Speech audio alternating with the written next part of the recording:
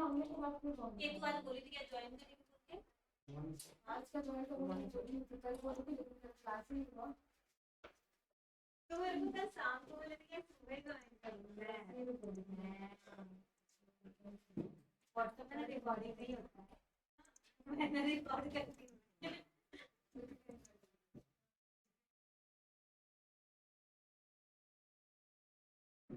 तो लो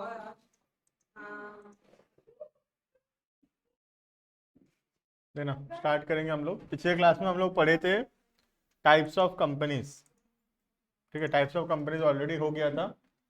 अब बीच में हम लोग एक दो पेज बाद में पढ़ेंगे ये कंपनी कैसे फॉर्म होता है ये सब, ठीक है। पेज नंबर हम लोग बेसिकली 9 खोलेंगे, 9 नंबर पेज निकालना।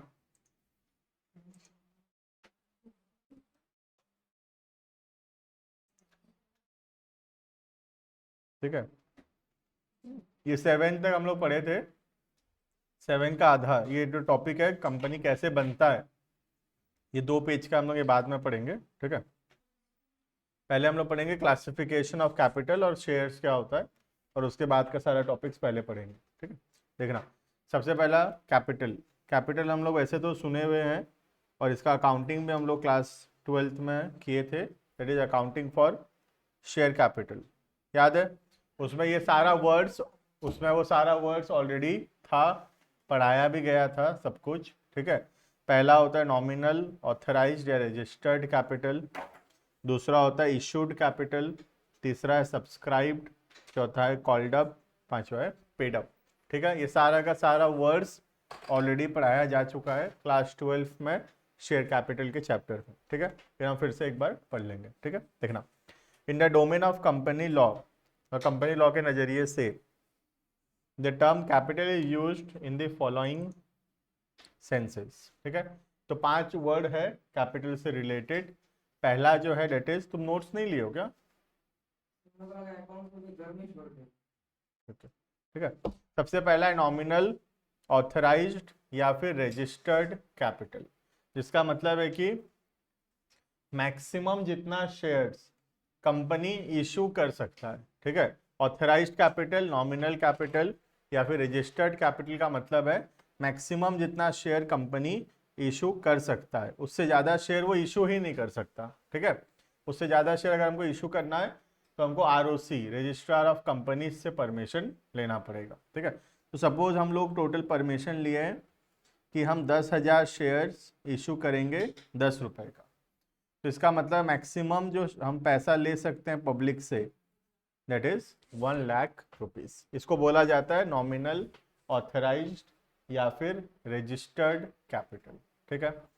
दूसरा होता है इशूड कैपिटल, ठीक है। पढ़ेंगे सारा, मैं समझा देता हूँ सारा। इशूड कैपिटल का मतलब है इसमें से जितना शेयर हम पब्लिक को इशू किए हैं, ठीक है। जरूरी नहीं है कि हम पूरा का पूरा 10,000 शेयर्स पब्लिक को इशू किए होंगे, हो सकता है अभी हमको 1 लाख रुपए नहीं चाहिए, अभी हमको सिर्फ 80,000 रुपए चाहिए, ठीक है। तो हम कितना शेयर इशू करेंगे? Maximum 8,000 shares of 10 each, that will become 80,000। हमको अभी 1 लाख रुपए चाहिए ही नहीं, हमको सिर्फ 80,000 चाहिए। तो इशूड कैपिटल का मतलब है जितना शेयर हम पब्लिक को इशू किए हैं, मतलब जितना का हम एडवर्टाइजमेंट निकाले हम उतना शेयर बेचना चाहते हैं, ठीक है।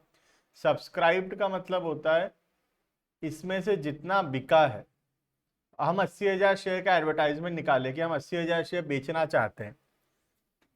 अब जरूरी थोड़ी कि 80,000 शेयर सेल हो जाएगा, हो सकता है 80,000 शेयर सेल हो जाए, ऐसा भी हो सकता है 80,000 से कम शेयर सेल हो, ठीक है। तो लेट्स से सेल हुआ 7,500 शेयर, ठीक है। 8,000 शेयर सेल नहीं हुआ, कितना सेल हुआ? 7,500, तो इंटू 10 75,000, इसको बोला जाता है सब्सक्राइब्ड कैपिटल, ठीक है। उसके बाद called up capital. Called up का मतलब होता है हम जितना रुपए मांगे हैं पब्लिक से। अब जैसे हम लोग इंस्टॉलमेंट में पैसा मांगते हैं, याद होगा, application, allotment, first call, second call, इस तरीके से हम पैसा मांगते हैं, ठीक है। तो सपोज हम लोग अभी तक 4 रुपये मांगे हैं एप्लीकेशन का, 4 रुपये मांगे हैं या 3 रुपये मांगे हैं सपोज अलॉटमेंट का, बाकी पैसा अभी मांगे ही नहीं है, कॉल्स का पैसा मांगे ही नहीं है, ठीक है। तो कॉल्ड अप का मतलब है जितना पैसा मांगे हैं, 7 रुपए, तो 7,500 into 7, this will be the called up capital. ठीक है। पेड अप कैपिटल का मतलब है जितना पैसा मिला है। हो सकता है कुछ लोग पैसा नहीं भी दिए हो। ठीक है, ये जो हम जितना पैसा मांगे हैं, हो सकता है कुछ लोग पैसा नहीं दिए हो, जिसको हम बोलते हैं कॉल्स इन एरियर्स। याद है, पैसा नहीं मिलने को बोलते हैं कॉल्स इन एरियर्स। ठीक है, तो सपोज हम लोग मांगे थे 7,500 इंटू 7, उसमें सपोज 1,000 रुपए नहीं मिला है,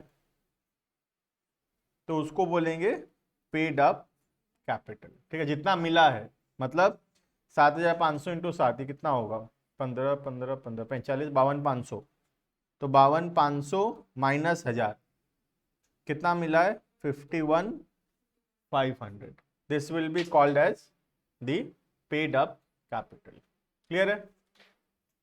तो 5 प्रकार का कैपिटल होता है। सबसे पहला, मैक्सिमम हम जितना शेयर इशू कर सकते हैं, that is known as nominal, authorized या रजिस्टर्ड कैपिटल। दूसरा होता है हम जितना शेयर इशू किए हैं, नाम है इशूड कैपिटल। सब्सक्राइब का मतलब जितना शेयर सेल हुआ है, उसको बोलते हैं सब्सक्राइब्ड। ठीक है। कॉल्ड अप का मतलब जितना पैसा मांगे हैं, और पेड अप का मतलब है जितना पैसा मिला है। ठीक है, देखना, रीड करेंगे एक बार। सबसे पहला, नॉमिनल और ऑथराइज्ड और registered capital. This form of capital has been defined in section 2 subsection 8 of the Companies Act 2013. Authorized capital or nominal capital means such capital as is authorized by the memorandum of a company to be the maximum amount of share capital. इसका मतलब ये maximum limit है, इससे ज्यादा रुपए हम लोग share issue करके ले ही नहीं सकते पब्लिक से। ठीक है, और ये कहाँ लिखा हुआ है, मेमोरेंडम में। याद है, मेमोरेंडम ऑफ एसोसिएशन, वहां पर ये चीज लिखा हुआ है। आगे चल के आएगा मेमोरेंडम भी। ठीक है, उसके बाद of the company upon which it pays the stamp duty. ठीक है, तुम जितना ज्यादा करोगे ऑथराइज कैपिटल, तुमको हर साल उतना ज्यादा पैसा तुमको आरओसी को भरना पड़ेगा। इसीलिए बड़ा कंपनी, ज्यादा कैपिटल होता है बड़े कंपनी में, इसलिए उनका फी ज्यादा है आरओसी का, गवर्नमेंट को ज्यादा पैसा देना पड़ता है। जो छोटा कंपनी है उनका कैपिटल कम है, इसलिए उनका फी भी कम लगता है। ठीक है, क्लियर है। पहला, जितना मैक्सिमम शेयर हम इशू कर सकते हैं। दूसरा, इशूड कैपिटल। इशूड का मतलब है हम मैक्सिमम जितना शेयर इशू किए हैं, that will be called as issued capital. ठीक है। Second one, section 2 subsection 50 of the Companies Act 2013 defines issued capital, which means such capital as the company issues from time to time for subscription. ठीक है, तो simply issued capital का मतलब है जितना shares हम लोग पब्लिक को इशू किए हैं। ठीक है, जितना शेयर हम बेचना चाहते हैं, जितना शेयर का हम एडवर्टाइजमेंट्स निकाले हैं। ठीक है, it is that part of authorized capital which is offered by the company for subscription. ठीक है, जैसे टोटल ऑथराइज था 10,000, लेकिन हम अभी 10,000 बेचना नहीं चाहते, हम बेचना चाहते हैं सिर्फ 8,000, तो इसको बोलते हैं इशूड कैपिटल।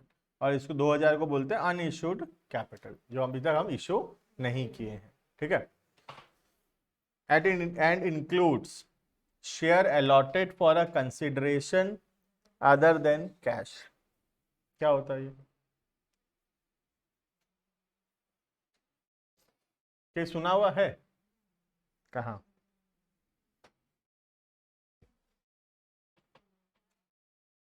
ऑनलाइन में चिराग, उज्जवल, पता है issue of shares for a consideration other than cash क्या होता है? उज्जवल बताओ क्या होता है?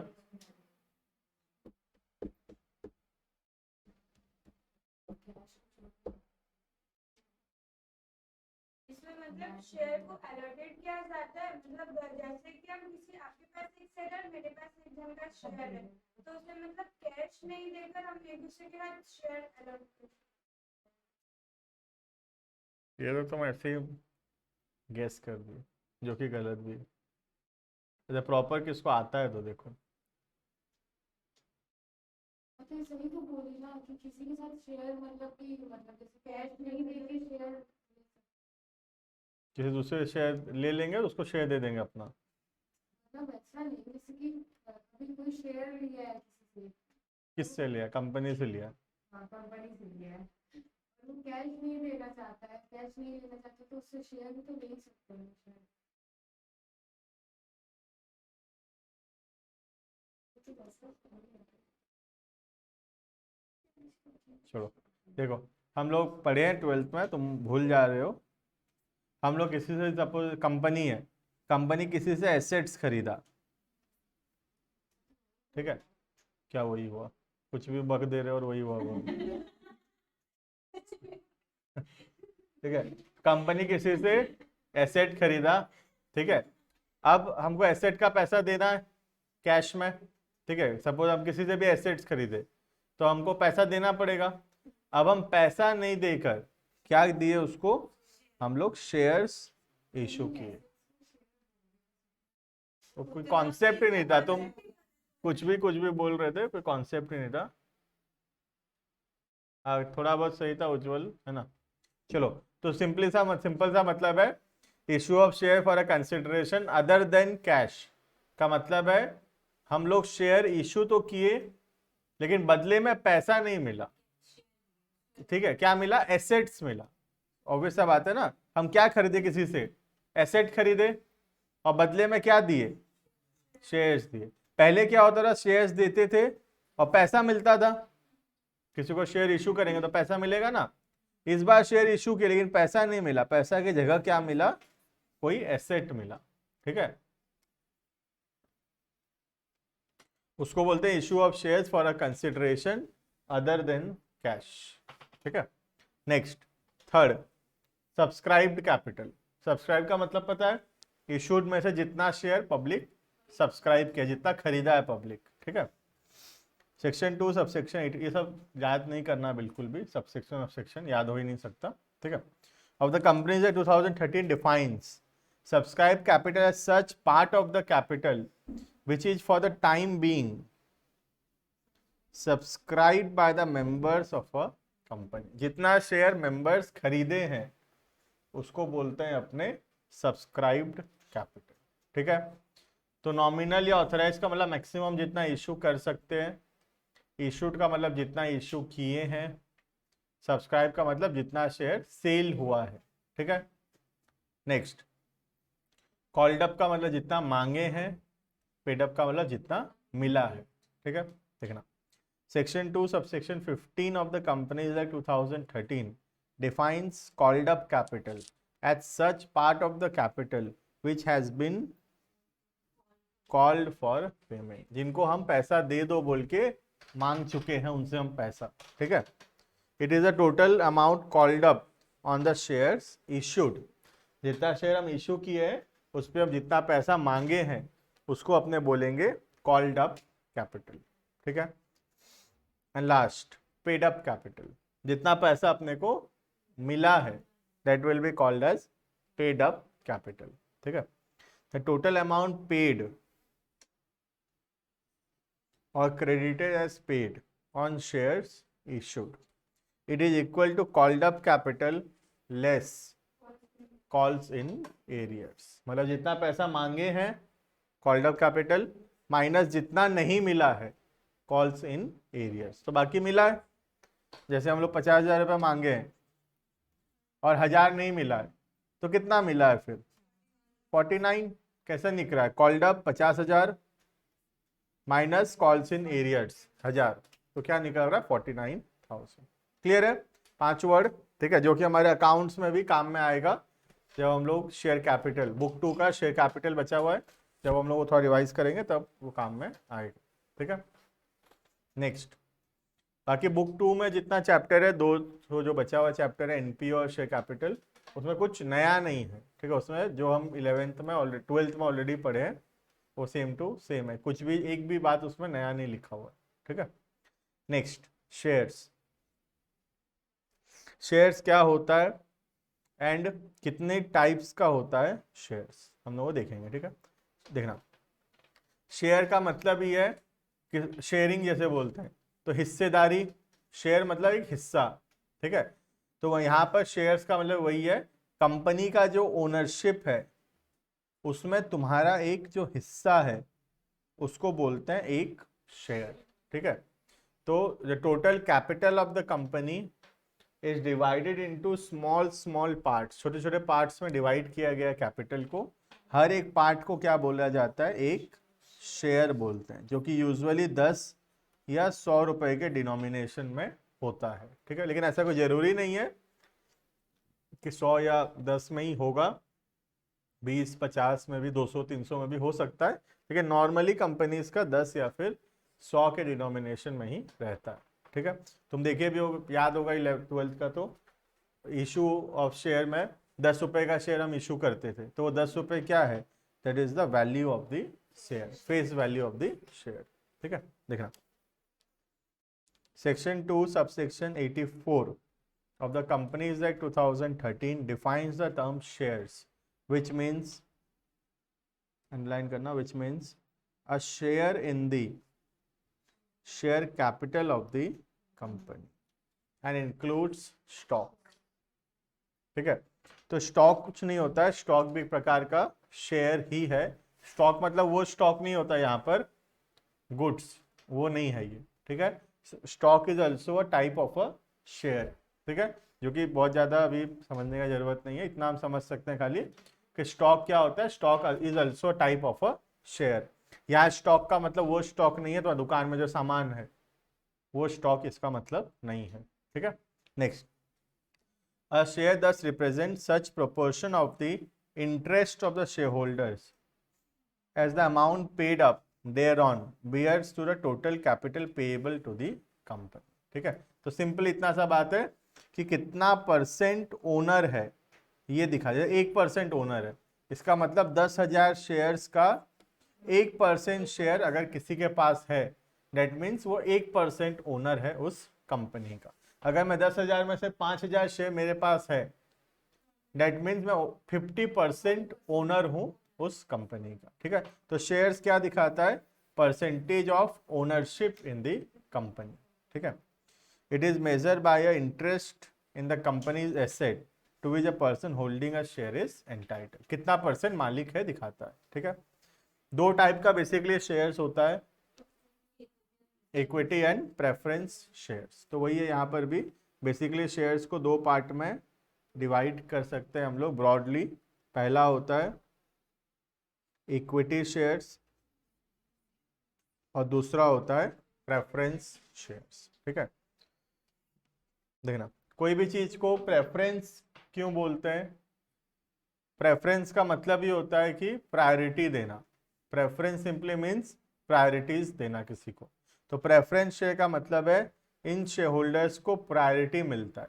किस बात का प्रायोरिटी मिलता है, कि जब भी कंपनी पैसा कमाएगा, डिविडेंड पहले किसको मिलेगा, प्रेफरेंस शेयर होल्डर्स को, उसके बाद जाके डिविडेंड मिलेगा इक्विटी शेयर होल्डर्स को। पहली बात ये। दूसरा, जब भी कंपनी बंद हो रहा होगा, वाइंड अप हो रहा होगा, तो पहले प्रेफरेंस शेयर्स का पैसा वापस करेंगे, फिर जाके पैसा वापस करेंगे इक्विटी शेयर होल्डर्स का, ठीक है। देखना, kinds of share capital. Section 43 of the Companies Act 2013 provides the kinds of share capital. According to the provisions, the share capital of a company limited by share shall be of two kinds. Namely, पता है हमको नाम, equity and preference, ठीक है। सबसे पहले नीचे paragraph हम पढ़ते हैं, इक्विटी प्रेफरेंस होता क्या है, ठीक है। ये वाला पैराग्राफ पढ़ेंगे, उसके बाद ये ऊपर देखते हैं क्या लिखा है, ठीक है। According to explanation of section 43, equity share capital with reference to any company limited by shares means all the share capital which is not preference share capital. तो क्या ही डेफिनेशन है ये, जो बोलता है कि इक्विटी शेयर कैपिटल क्या है, जो प्रेफरेंस नहीं है वो इक्विटी है। जैसे वहां पे था पब्लिक कंपनी क्या है, जो प्राइवेट नहीं है वो पब्लिक है, वैसे यहाँ पर भी है इक्विटी क्या है, जो प्रेफरेंस नहीं है वो इक्विटी है। सिंपल सा डेफिनेशन। तो इसका वाला हमको समझना पड़ेगा प्रेफरेंस क्या है ना। ये तो डेफिनेशन नहीं हो सकता कि जो इक्विटी नहीं है वो प्रेफरेंस है, ठीक है, तो कहीं तो एक एक्सप्लेनेशन बताना पड़ेगा, तो प्रेफरेंस में बताया हुआ है कि प्रेफरेंस क्या होता है। प्रेफरेंस का मतलब ही है किसी को प्रायोरिटी देना दो चीजों में, पहला डिविडेंड में, दूसरा पैसा वापस करने में। ठीक है, देखना, with reference to any company limited by shares means that part of the issued share capital of the company which carries or would carry a preferential rights, मतलब बाकियों के मुकाबले पहला अधिकार है इनका। किस चीज पे पहला अधिकार है? दो चीजों पे। पहला, जब भी डिविडेंड मिलेगा तो इक्विटी से पहले प्रेफरेंस को डिविडेंड दिया जाएगा, फर्स्ट वन। दूसरा, जब भी पैसा वापस करेगा कंपनी, पहले प्रेफरेंस का पैसा वापस होगा, फिर जाकर इक्विटी का पैसा वापस करेंगे। ठीक है, वही लिखा है। Payment of dividend either as a fixed amount or an amount calculated at a fixed rate which may be either be free or subject to income tax. ठीक है, या तो इनकम टैक्स फ्री भी हो सकता है या उस पर इनकम टैक्स लग भी सकता है, दोनों टाइप का डिविडेंड हम दे सकते हैं। दूसरा, repayment in case of winding up और रिपेमेंट ऑफ कैपिटल। ठीक है, सिंपल सा बात है, डिविडेंड पहले मिलेगा और पैसा भी जब वापस करने का बारी आएगा, पैसा भी पहले वापस किया जाएगा। ठीक है, इसलिए इनका नाम क्या दे दिए? प्रेफरेंस। प्रेफरेंस का मतलब ये होता है बाकियों से पहले या बाकियों से ज्यादा कुछ। ठीक है, नेक्स्ट, एक छोटा सा डेफिनेशन ऊपर इक्विटी शेयर का रह गया, देखना क्या लिखा हुआ है यहाँ पर, ये वाला। इक्विटी शेयर दो टाइप का होता है, एक होता है विथ वोटिंग राइट्स और दूसरा होता है with differential voting rights as to dividend voting और अदरवाइज। ठीक है, इसका मतलब है विथ वोटिंग राइट्स का मतलब है तुम एक शेयर खरीदे हो तो तुम्हारा एक वोट होगा। ठीक है, क्योंकि इक्विटी शेयर वोट कर सकते हैं तो इनका वोटिंग राइट्स है, क्योंकि ये लोग तो एक्चुअल मालिक है कंपनी के, तो एक शेयर का एक वोट, उसको बोलते हैं विथ वोटिंग राइट्स। और विथ डिफरेंशियल वोटिंग राइट्स का मतलब है एक शेयर के बदले अगर एक से ज्यादा वोट मिल रहा है, जैसे 1.5 वोट्स मिल रहा है एक शेयर के बदले, इसको बोलते हैं डिफरेंशियल वोटिंग राइट्स। ठीक है, तो दोनों प्रकार का शेयर कंपनी इशू कर सकता है। विथ वोटिंग राइट्स मतलब एक शेयर का एक vote, with differential voting rights मतलब एक शेयर का 1.5 वोट्स या एक शेयर का 2 वोट। एक शेयर खरीदे लेकिन तुमको 2 वोट मिलेगा, जब तुम हाँ बोलोगे तो वो 2 काउंट किया जाएगा, 2 लोग हाँ बोले काउंट किया जाएगा। तुम अकेले हाँ बोले, लेकिन तुम्हारे पास अगर डिफरेंशियल राइट्स वाला शेयर है तो तुमको 2 जन हाँ बोले बोल के काउंट किया जाएगा। ठीक है, जैसे कि सपोज तुम चारों के पास नॉर्मल वोटिंग राइट्स है और ये दोनों के पास डिफरेंशियल वोटिंग राइट्स है। तुम दोनों बोल रहे हो कि आज शाम को क्लास, चारों बोल रहे हो आज शाम को क्लास होगा, ये दोनों बोल रहे आज शाम को क्लास नहीं होगा, तो मैं बोलूंगा टाई हो गया। टाई कैसे हो गया? तुमका 4 का एक एक वोट है, ये का 2 वोट है, तो ये 2 बोलने से भी 4 के बराबर हो गए ये लोग। समझ में आ रहा है? उसको बोलते हैं डिफरेंशियल वोटिंग राइट्स। ठीक है, तो डिफरेंशियल वोटिंग राइट्स का शेयर्स महंगा मिलेगा, ऑब्वियस सा बात है, ज्यादा अधिकार मिल रहा है इनको, ये लोग हाँ बोलते 2 काउंट किया जा रहा है, तो इन पे इनका शेयर भी थोड़ा सा महंगा होगा। ठीक है, क्लियर है?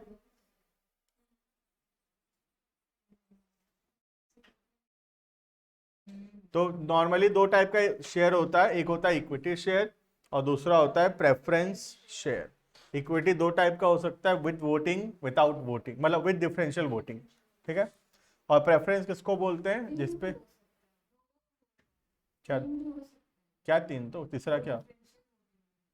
हाँ, 2 की जगह 3, हाँ वो हो सकता है, 5 भी हो सकता है, कुछ भी हो सकता है। ठीक है, प्रेफरेंस के अंदर प्रेफरेंस किसको बोलते हैं? जिसपे 2 प्रकार का प्रेफरेंस है। क्या क्या? पहला, डिविडेंड पहले मिलेगा और दूसरा रीपेमेंट भी पहले किया जाएगा। ठीक है, ये types of share capital, share and types of share capital. उसके बाद है मेमोरेंडम ऑफ एसोसिएशन। ठीक है, जो कि हम लोग पहले से क्लास 12 में ऑलरेडी पढ़ा हुआ था, ये पढ़ा हुआ है क्लास 12 में, ये बीएसटी में पढ़ा हुआ है, एमओए, मेमोरेंडम ऑफ एसोसिएशन। ठीक है, देखना रीड करेंगे क्या दिया हुआ है। The memorandum of association is in fact it's character, ये चार्टर मतलब होता है कि कंपनी क्या कर सकता है क्या नहीं कर सकता है, सब कुछ इस डॉक्यूमेंट में लिखा हुआ है। ठीक है, it defines its constitution and the scope of the power of the company with which it has been established under the act, मतलब क्या काम इसकी कंपनी कर सकता है क्या नहीं कर सकता, ये सारा का सारा चीज लिखा हुआ है कंपनी के मेमोरेंडम ऑफ एसोसिएशन। ठीक है, object of registering a memorandum of association. ठीक है, इसमें बेसिकली क्या क्या दिया हुआ देखो बताता हूँ। कितने टाइप का मेमोरेंडम एसोसिएशन होता है, अलग अलग टेबल है अलग अलग कंपनीज के लिए, और उसके बाद कुछ कंटेन है कि क्या क्या इसके अंदर लिखा हुआ है, जो कि ऑलरेडी पढ़ा हुआ है, याद आ जाएगा। Name clause, registered office clause, object clause, liability clause, capital clause. ठीक है, ये सारा का सारा चीज तुम्हारा ऑलरेडी था, तुम्हारे बीएसटी के सिलेबस में ये सब था। ठीक है, देखना object of registering a memorandum association, हम मेमोरेंडम एसोसिएशन को क्यों रजिस्टर करते हैं। ठीक है, पहला, it contains the object for which the company is formed and therefore identifies the possible scope of its operation beyond which its action cannot go, मतलब company किस काम के लिए बना है वो लिखा हुआ है कहाँ पर, मेमोरेंडम ऑफ एसोसिएशन। सॉरी मौला गिरा क्या। ठीक है, तो क्लियर है इतना। दूसरा तो वो मैडम को बोल देना, देख के बैठेंगे ना, बैठ के पढ़ाते कि बिना पढ़े बैठे पढ़ा। हाँ मतलब बोल देना थोड़ा, है ना, देख के बैठेंगे, वो बैठ के तो ठीक है। देखना नेक्स्ट, तो पहला क्लियर है, ऑब्जेक्ट का मतलब है कंपनी किस काम के लिए बना है। ठीक है, नेक्स्ट, एक सेकंड ना,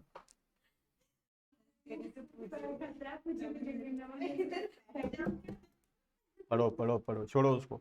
next point number 2, it enables shareholders, creditors and all those who deal with the company to know that its power are and what activities it can engage in, मतलब मेमोरेंडम में लिखा हुआ है कि क्या काम वो कर सकता है कंपनी और क्या काम कंपनी नहीं कर सकता। तो कोई भी जो मेमोरेंडम ऑफ एसोसिएशन पढ़ेगा उसको पता चल जाएगा कि कंपनी क्या क्या काम कर सकता है और क्या क्या काम कंपनी नहीं कर सकता। क्लियर है। Next third, the shareholder must know the purpose for which his money can be used by the company and what risk he is taking in making the investments. ठीक है, आज एक व्यक्ति अगर पैसा लगाता है, एक शेयर होल्डर, तो उसको एटलीस्ट पता रहेगा कि उसका पैसा कौन कौन से काम के लिए यूज हो सकता है और कौन कौन से काम के लिए यूज नहीं हो सकता। ठीक है, क्योंकि आज अगर हम किसी कंपनी में पैसा लगाते हैं तो हम चाहेंगे कि वो कंपनी में क्या क्या हो रहा है हम लोग को सब कुछ पता हो, क्योंकि अगर वो कंपनी डूब गया तो हमारा पैसा डूब जाएगा उसमें। तो जहां हम पैसा लगाएं हम चाहेंगे कि हमको सब कुछ वहां पर पता रहे। तो मेमोरेंडम से एक शेयर होल्डर को कंपनी के बारे में सारा जानकारी पता चल सकता। ठीक है, next, a company cannot enter into a contract or engage in any trade or business which is beyond the power confessed on it by the memorandum। ठीक है, बोलता है कि अगर मेमोरेंडम में कुछ चीज लिखा हुआ नहीं है तो कंपनी वो काम बिल्कुल भी नहीं कर सकता। ठीक है, और अगर ऐसा करता है, if it does so, it would be ultra vires the company and void. Ultra vires का मतलब लिख लेना, बियॉन्ड द पावर। ठीक है, अल्ट्रा का मतलब होता है बियॉन्ड, वायर्स का मतलब होता है power, that is beyond the power, and it will be void. Void का मतलब तो पता ही है, नॉट एनफोर्सेबल बाय लॉ। ठीक है, तो बोल रहा है कि अगर कोई ऐसा ट्रांजेक्शन में कंपनी एंटर करता है जो कि कंपनी के मेमोरेंडम ऑफ एसोसिएशन के अगेंस्ट है, मतलब कंपनी के मेमोरेंडम में लिखा हुआ नहीं है वो चीज, फिर भी कंपनी एंटर करता है, तो ऐसा ट्रांजेक्शन वॉइड होगा, मतलब नॉट एनफोर्सेबल बाय लॉ होगा। ठीक है, next, as per section 4 memorandum of a company shall be drawn up in such form as given in table A, B, C, D and E in schedule 1 of the companies act। तो तुमको थोड़ा सा learn करना पड़ेगा, ये लिख लो ऐसे यहाँ पे ऐसे करके, ये लर्न करना पड़ेगा, कोई और कोई तरीका ही नहीं है। टेबल ए किसके लिए है, टेबल बी किसके लिए है, टेबल सी, हर एक टेबल अलग अलग टाइप ऑफ कंपनी के लिए है, तो हमको थोड़ा लर्न करना पड़ेगा कौन सा चीज कौन सी कंपनी के लिए है। ठीक है,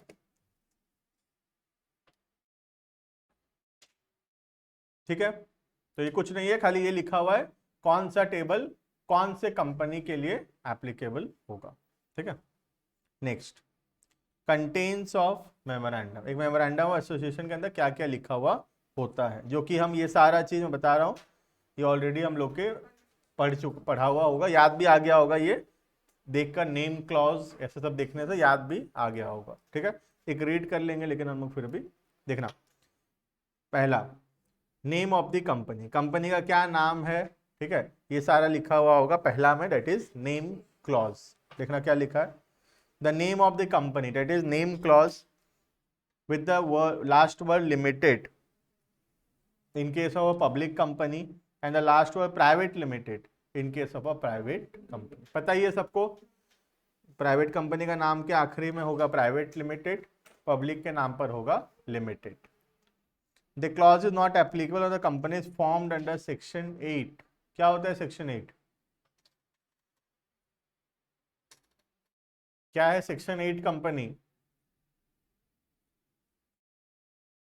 कब पढ़े थे?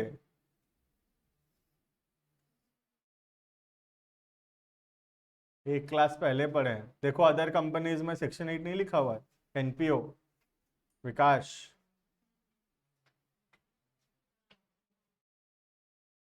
वहां पढ़े थे ना, सेंट्रल गवर्नमेंट का पावर है कि नाम के आगे लिमिटेड या प्राइवेट लिमिटेड नहीं लिखने से भी चलेगा, याद है?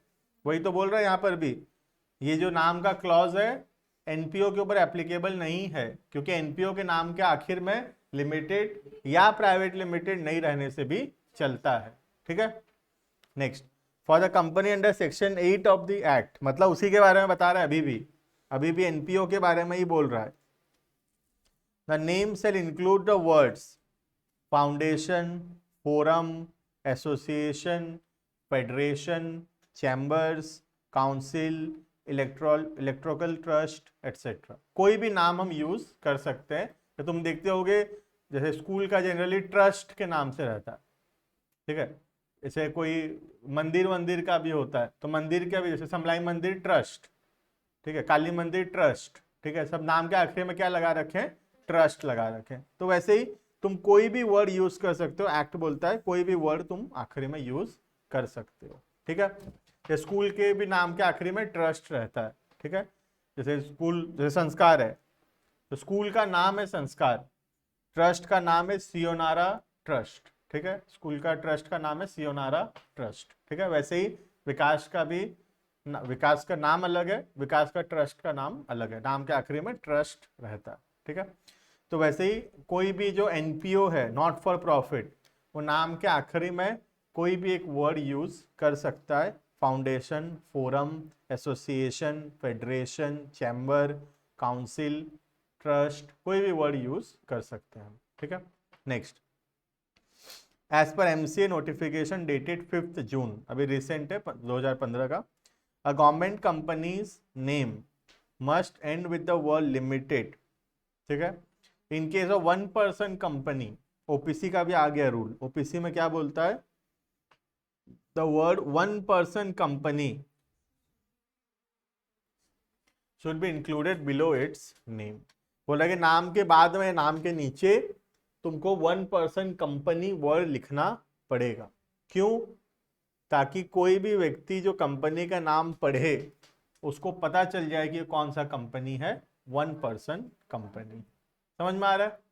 तो बेसिकली इतना सा बात है पहला पॉइंट में कि अगर प्राइवेट कंपनी तो नाम के आखिरी में रहेगा प्राइवेट लिमिटेड, पब्लिक कंपनी है तो नाम के आखिरी में रहेगा लिमिटेड। अगर सेक्शन 8 कंपनी है तो लिमिटेड या प्राइवेट लिमिटेड लिखने का जरूरत नहीं है, उसके जगह फाउंडेशन, फेडरम, फोरम कुछ भी यूज कर सकता है। और बाकी वन पर्सन कंपनी में भी ओपीसी वर्ड लगा हुआ रहेगा। ठीक है, next second point, registered office clause. ये simply address of the company. ठीक है, कोई एक पर्टिकुलर एड्रेस होगा कंपनी का, कोई भी प्रोडक्ट तुम खरीदते हो देखना पीछे लिखा होता है registered office of the company. ठीक है, वही है रजिस्टर्ड ऑफिस का मतलब है कंपनी का एड्रेस। ठीक है, third object clause. Object clause का मतलब होता है कंपनी क्या क्या काम करने के लिए बना है। हर कंपनी को एक पर्पस के लिए बना है।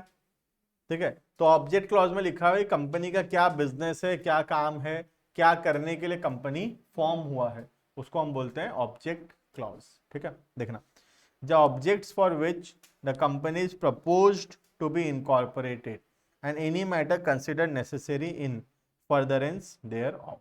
मतलब एक तो दो चीज होता है, एक होता है इस कंपनी का मेन ऑब्जेक्ट और एक होता है एंसिलरी ऑब्जेक्ट। मेन ऑब्जेक्ट मतलब जो मेन काम है कंपनी का। ठीक है, और एंसिलरी का मतलब है मेन काम को करने के लिए बाकी जो काम हमको करना पड़ेगा, उसको बोलते हैं एंसिलरी वर्क। ठीक है, तो ऑब्जेक्ट क्लॉज में दोनों लिखा होता है, मेन ऑब्जेक्टिव क्या है और साइड ऑब्जेक्टिव्स क्या क्या है। ठीक है, if a company change activities, अगर हम ऑब्जेक्ट क्लॉज को चेंज करते हैं, which are not reflected in its name, it shall change its name in line with the activities within a period of 6 months from the change of activities after complying with all the provisions in the change in name। तो क्या बोल रहा है कि अगर तुम कोई ऐसा एक्टिविटी में जा रहे हो जो कि तुम्हारे नाम के, तुम्हारा जो नाम है उसके हिसाब से नहीं है। ठीक है, जैसे कि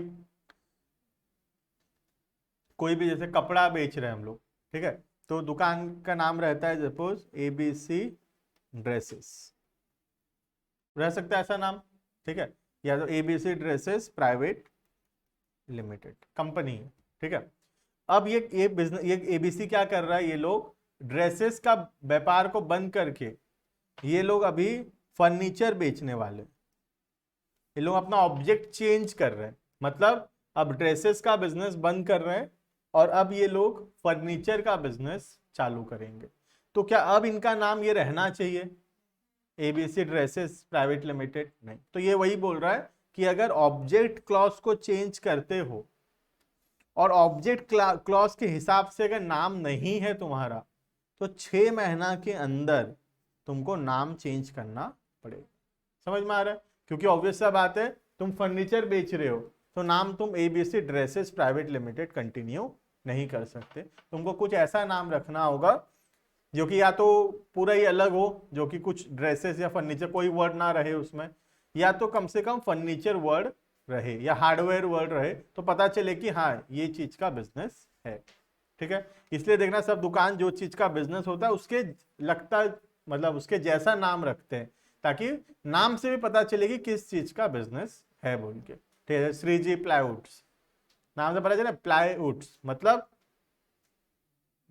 क्या चीज का दुकान है, ये प्लाईवुड्स का दुकान है। नाम है हार्डवेयर, तो नाम से पता चला कि हार्डवेयर का दुकान है। तो वैसे ही चीज नाम के हिसाब से बिजनेस होना चाहिए। तो वही बोल रहा है, अगर नाम के हिसाब से बिजनेस नहीं है तो तुमको नाम को चेंज करना पड़ेगा। ठीक है, next fourth one, liability clause. Liability clause simply means किसका कितना लाइबिलिटी है वो लिखा हुआ है। बेसिकली दो प्रकार का लाइबिलिटी होता है, हम पढ़े थे टाइप्स ऑफ कंपनीज में, companies limited by shares and company limited by guarantee. ठीक है, तो लिमिटेड बाय शेयर्स का मतलब है जितना तुम शेयर्स खरीदे हो उस पर जो पैसा नहीं दिए हो उतना तक लाइबिलिटी लिमिटेड है, और गारंटी का मतलब था जितना रुपए का तुम गारंटी लिए हो। ठीक है, ये ऑलरेडी पढ़ा हुआ टाइप्स ऑफ कंपनीज में। नेक्स्ट मैक्सिमम ऑथराइज्ड कैपिटल लिखा हुआ रहता है। ऑथराइज्ड कैपिटल अभी पढ़े हम लोग, जस्ट पढ़े थे, आज के क्लास का स्टार्टिंग में ही पढ़े। ये रहा ऑथराइज कैपिटल, मतलब मैक्सिमम कितना शेयर हम लोग इशू कर सकते हैं, वो लिखा हुआ रहेगा।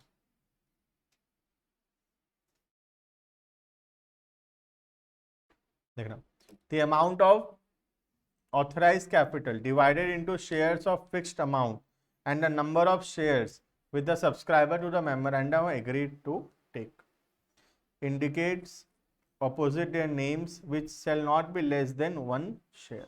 A company not having share capital did not have this clause. तो दो चीज तीन चीज बोल रहा है इसमें। सबसे पहला तो ऑथराइज कैपिटल कितना है वो, दूसरा जो कंपनी के शेयर होल्डर हैं कौन कौन कितना कितना शेयर्स होल्ड किया है, ठीक है। मिनिमम कितना होना चाहिए, मिनिमम 1 शेयर तो ऑब्वियसली होना ही चाहिए। और अगर कंपनी का शेयर कैपिटल नहीं है, हो सकता है शेयर कैपिटल ना हो, जैसे कंपनी लिमिटेड बाय गारंटी, उसमें शेयर कैपिटल नहीं था, तो वैसे कंपनी के केस में ये वाला पॉइंट जरूरी नहीं है लिखना, क्योंकि इसमें क्या लिखा हुआ है, मैक्सिमम कितना शेयर इशू कर सकते हैं। कंपनी के पास शेयर ही नहीं है तो फिर ये पॉइंट लिखने का जरूरत नहीं है, ठीक है। Next, in the case of OPC the name of the person, OPC के केस में अलग से 7 कर दो, इसको अलग EF कर दो इसको एक बार, ठीक है, मेक इट F। ओपीसी के केस में, इन case of OPC name of the person who is the event of the death of the subscriber shall become the member of the company. Basically nominee, member के death के बाद कौन member बनेगा, तो nominee बोल रहा है, ठीक है, नॉमिनी का नाम लिखना जरूरी है। नेक्स्ट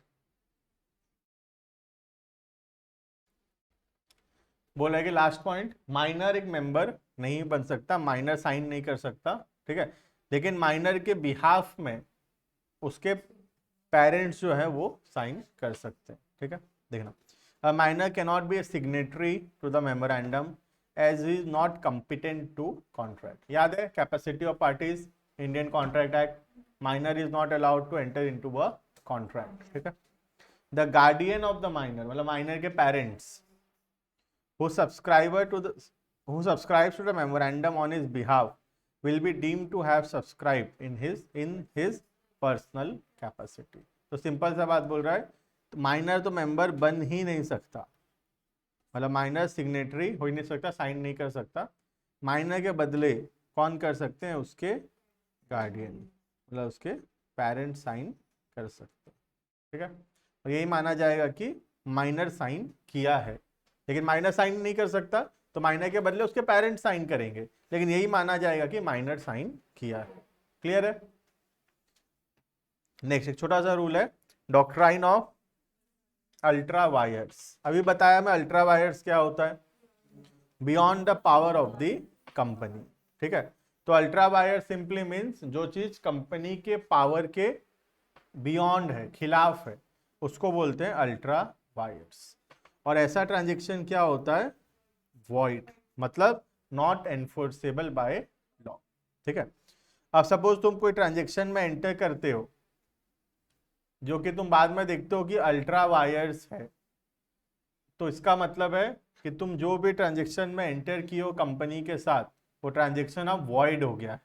वॉइड मतलब इस पे लॉ कोई प्रोटेक्शन नहीं देगा। अब अगर तुम पैसा दिए हो तो वो पैसा तुम्हारा डूब जाएगा, ठीक है। तो जब भी तुम किसी कंपनी से डील करो तो हमेशा हम क्या करते हैं, कंपनी का MOA पढ़ते हैं, मेमोरेंडम ऑफ एसोसिएशन। और अगर कोई चीज MOA में नहीं लिखा हुआ है तो हम वो ट्रांजेक्शन कंपनी के साथ कभी भी नहीं करेंगे। और अगर हम वो ट्रांजेक्शन करते हैं कंपनी के साथ तो वो अल्ट्रा वायर्स होगा और वो वॉइड होगा। मतलब वो अगर हम कुछ पैसा दिए हैं कंपनी को, अगर हम कोई सामान सप्लाई किए हैं कंपनी को, या कोई भी प्रकार का खर्चा किए हैं हम उस कॉन्ट्रैक्ट के अंदर, और बाद में पता चलता है कि वो कॉन्ट्रैक्ट MOA के खिलाफ है, अल्ट्रा वायर्स है, तो हमारा वो पैसा डूब जाएगा। लॉ हमको कोई भी प्रोटेक्शन नहीं देगा, हम पैसा रिकवर भी नहीं कर पाएंगे कंपनी से क्योंकि वो ट्रांजेक्शन क्या है, वॉइड है। समझ में आ रहा है? तो इसका मतलब लॉ बोलता है कि कोई भी कंपनी से अगर तुम डील कर रहे हो तो तुम खुद कंपनी का एमओए पढ़ लो पहले। एमओए इजीली अवेलेबल होता है, किसी भी कंपनी का हम डाउनलोड कर सकते हैं नेट से, ठीक है। तुम कंपनी का एमओए पढ़ो, समझो, फिर ही कंपनी के साथ ट्रांजेक्शन में एंटर करो। अगर तुम कोई ऐसा ट्रांजेक्शन करते हो कंपनी के साथ जो कंपनी के पावर के खिलाफ है, कंपनी के पावर के अगेंस्ट है, तो कंपनी का गलती नहीं है, तुम्हारा गलती है। और अगर तुम्हारा गलती है, तुम्हारा जो भी खर्चा वर्चा हुआ होगा, जो भी पैसा लगा होगा, सब डूब जाएगा, ठीक है। देखा, the meaning of the term ultra vires is simply beyond the power, beyond their powers. The legal phrase ultra wire is applicable only to the acts done in excess of the legal power of the doer। मतलब जितना power act MOA में लिखा हुआ है उससे ज्यादा कुछ अगर तुम करते हो, उससे कोई अलग ट्रांजेक्शन में एंटर करते हो, then that will be not be applicable, मतलब वो वैलिड नहीं होगा, वो वॉइड हो जाएगा, ठीक है। एनी एक्ट डन और a contract made by a company which travels beyond the power not only of the director but also of the company is wholly void। वो तो void है ही, and inoperative in law, मतलब law उस पर protection नहीं देगा, and is therefore not binding on the company। Company का कोई गलती नहीं है बोल रहा है, ठीक है। On this account a company can be restrained from employing its fund for purpose other than sanctioned by the memorandum। Likewise, it can be restrained, restrained मतलब रोकना, ठीक है। It can be restrained from carrying on any trade different from the one it is authorized to carry on।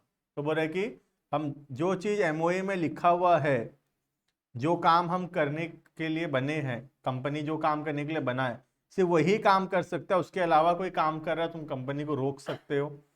जिस काम के लिए पैसा खर्चा करने के लिए बना है वही काम के लिए कर रहा है तो ठीक है, कोई और काम के लिए कर रहा है तो तुम कंपनी को रोक सकते हो, ठीक है। Next, the impact of the doctrine of ultra vires is that company can neither be sued on an ultra vires transaction nor can it sue on it. मतलब ना कंपनी किसी के खिलाफ केस फाइल कर सकता है, ना कोई कंपनी के खिलाफ केस फाइल कर सकता है। एक लाइन में बोलूं तो transaction is void, transaction void है और कुछ नहीं, ठीक है।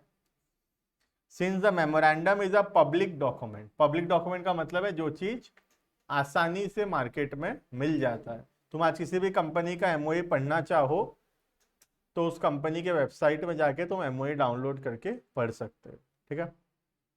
It is open to public, public inspection के लिए ओपन है। Therefore, when one deals with the company, one is deemed to have the knowledge of the powers of the company. If in spite of this you enter into a transaction which is ultra wires to the company, you cannot enforce it against the company। तो simple सा बात बोल रहा है कि MOA publicly available है, आराम से मिल जाएगा, जाओ कंपनी की वेबसाइट में पढ़ो पहले उसको, उसके बाद आकर कंपनी से ट्रांजेक्शन करो। अगर तुम एमओए बिना पढ़े ट्रांजेक्शन में एंटर करते हो या एमओए पढ़ते हो लेकिन फिर भी ऐसा ट्रांजेक्शन में एंटर करते हो जो कंपनी के पावर के बियॉन्ड है, कंपनी के पावर से ज्यादा है, तो वैसा ट्रांजेक्शन वॉइड होगा और लॉ तुमको प्रोटेक्शन नहीं देगा। तो एक लाइन में कंपनी लॉ यही बोल रहा है कि जो चीज एमओए में लिखा हुआ है उतना ही ट्रांजेक्शन करो कंपनी के साथ, उससे ज्यादा ट्रांजेक्शन नहीं करना है, ठीक है। क्लियर है इतना? इसको बोलते हैं the rule of doctrine of ultra wire. Doctrine का मतलब होता है rules, rules of ultra vires. Clear है? इतना पढ़ेंगे हम लोग, रुकेंगे यहाँ। एक एग्जांपल है जो तुमको रीड करके आना है, ये वाला रीड करके आना है। सेम एग्जांपल है जो मैं तुमको ऑलरेडी बता दिया हूं, अल्ट्रा वायर्स का एग्जांपल, वही एग्जांपल एक दिया हुआ है यहाँ पे, ठीक है। नेक्स्ट क्लास में हम लोग पढ़ेंगे आर्टिकल्स ऑफ एसोसिएशन, और ज्यादा नहीं है, 2 क्लास या 1.5 क्लास 2 क्लास लगेगा मैक्सिमम, 2 क्लास लगेगा, 2 तो नहीं 2 लग जाएगा, ठीक है। ऑनलाइन वाले बाकी नेक्स्ट क्लास